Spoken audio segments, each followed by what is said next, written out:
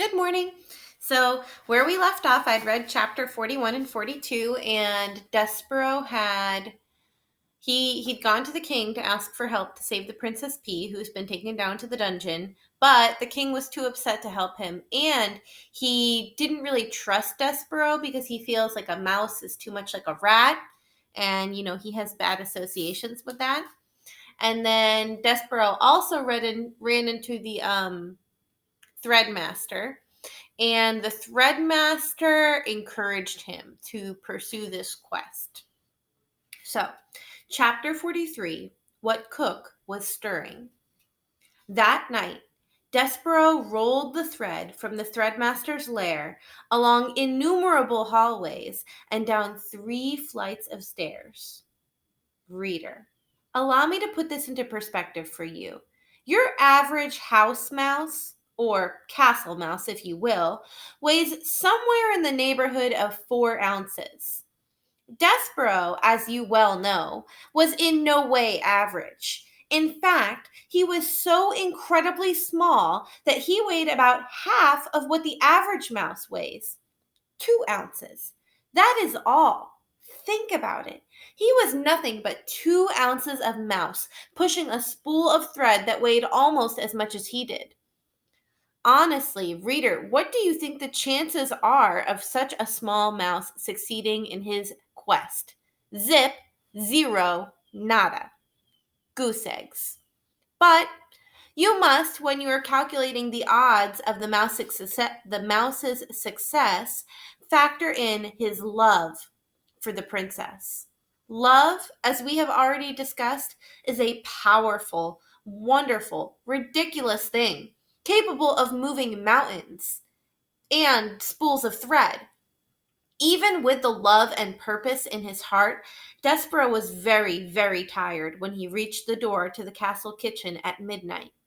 His paws were shaking and his muscles were jumping, and the place where his tail should be was throbbing, and he still had a very, very long way to go into the kitchen and down the many stairs of the dungeon, and then through, somehow, some way, through the rat-filled darkness of the dungeon itself, not knowing where he was going.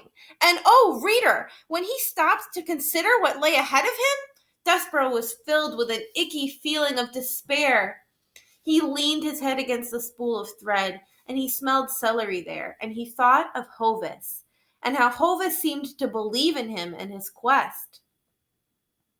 So, the mouse raised his head and squared his shoulders, and pushed the spool of thread forward again into the kitchen, where he saw, too late, that there was a light burning. Despereaux froze. Cook was in the kitchen. She was bent over the stove. She was stirring something. Was it a sauce? No. Was it a stew? No. What Cook was stirring was soup.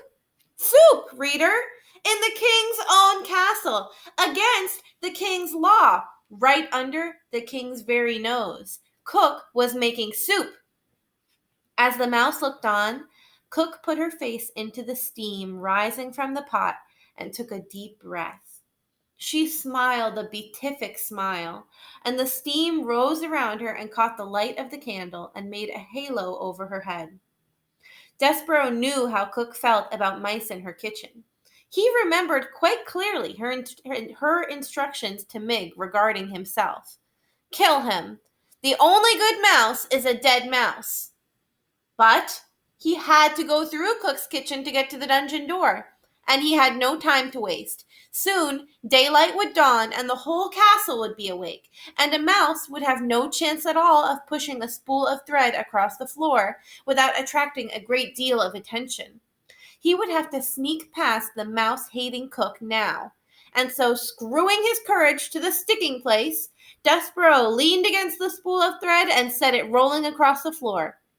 Cook turned from the stove, a dripping spoon in her hand and a frightened look on her face, and shouted, "Who's there?"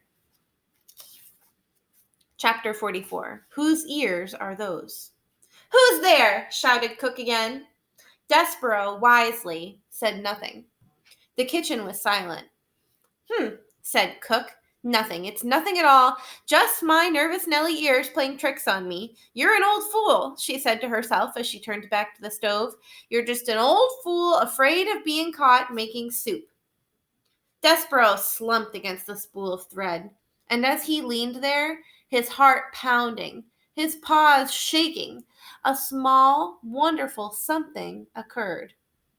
A midnight breeze entered the kitchen and danced over the stove, and picked up the scent of soup, and then swirled it across the floor and delivered the smell right directly to the mouse's nose.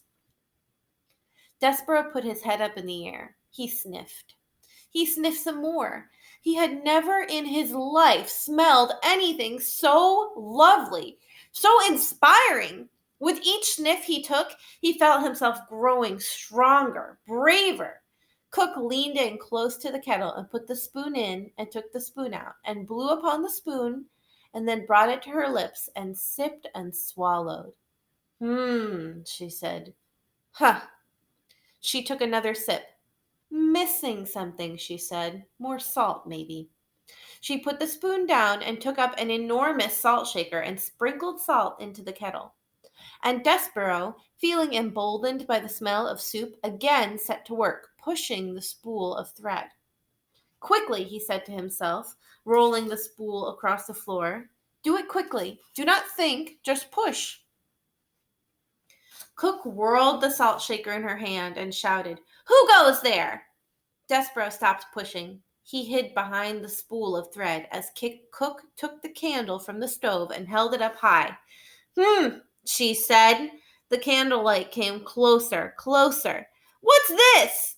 The light came to rest directly on Despereaux's big ears sticking up from behind the spool of thread. Huh, said Cook. Whose ears are those? And the light from the candle then shone full in Despereaux's face. A mouse, said Cook. A mouse in my kitchen. Despereaux closed his eyes. He prepared for his death.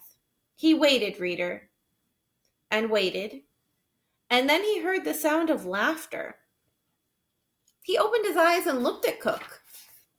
Ha, said Cook. Ha, he. For the first time in my life, I am glad to see a mouse in my kitchen. Why, she asked. Why am I glad? Oh, it's because a mouse is not a king's man here to punish me for making soup. That's why. Because a mouse is not a king's man here to take me down to the dungeon for owning a spoon. A mouse. I, Cook, am glad to see a mouse. Cook's face was red and her stomach was shaking. And not just any mouse. A mouse with a needle tied around his waist. A mouse with no tail. Ain't it lovely? She shook her head and wiped at her eyes. Look, Mouse, these are extraordinary times, and because of that, we must have some peace between us. I will not ask what you are doing in my kitchen, and you, in return, will tell no one what I am cooking. She turned then and went back to the stove and set down the candle and picked up the spoon again, put it in the pot of soup, and took it back out and tasted the soup, smacking her lips together. Not right, she said, not quite right. Missing something still. Despereaux did not move. He could not move. He was paralyzed by fear. He sat on the kitchen floor. One small tear fell out of his left eye. He had expected Cook to kill him. Instead, reader, she had laughed at him. And he was surprised how much her laughter hurt. Why do you think that her laughter hurt him? You know, I think it's because Despereaux is striving to become this big, strong, powerful mouse. And he's going up against rats and, jailers and knights men and all these different things. And I think that he's hoping that people will see that bravery and maybe fear him for a change. So we'll have to see what happens in the next chapter.